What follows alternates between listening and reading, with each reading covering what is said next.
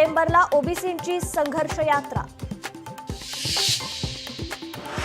कोल्हापूरमध्ये पालिकेची प्रभाग रचना जाहीर होताच सत्ताधारी आणि विरोधकांमध्ये जुंपली। सत्ताधाऱ्यांच्या सोयीची प्रभाग रचना असल्याचा काँग्रेसचा आरोप। मुख्यमंत्र्यांनी अनेक वेळा कटुता सहन केली, त्यांची ही सहनशीलता वाखाणण्याजोगी। खासदार उज्ज्वल निकमांकडून फडणवीसांचं भरभरून कौतुक।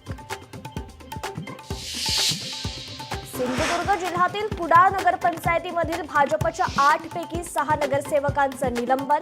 जिल्हाध्यक्ष प्रभाकर सावंत यांनी बजावली नोटीस। पक्ष शिस्तभंग केल्याने निलंबनाची कारवाई। हिंगोलीत ओबीसी समाज आक्रमक। शासन निर्णयाची ओबीसी बांधवांकडून होळी। शासन निर्णय तात्काळ रद्द करावा, ओबीसी समाजाची मागणी। अमरावतीच्या मेळघाटात तलावाचा बांध फुटला। तलावाची भिंत फुटल्यानं मोठ्या स्वरूपात पाण्याचा विसर्ग।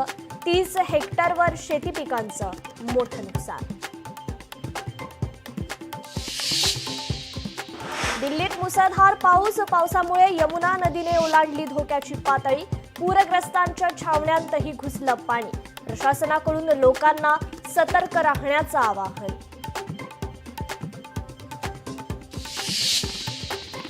मुंबईत ओला चालक आणि प्रवाशामध्ये राडा। शिल्लक कारणावरून हाणामारी झाल्याची माहिती। हाणामारीत ओला चालकाची गाडी देखील फोडली।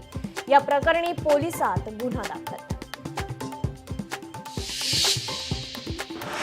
पुण्यातील जुन्या वाड्याचा भाग कोसळला। अडकलेल्या 14 जणांची सुखरूप सुटका। दुपारी 3 वाजता घडली घटना।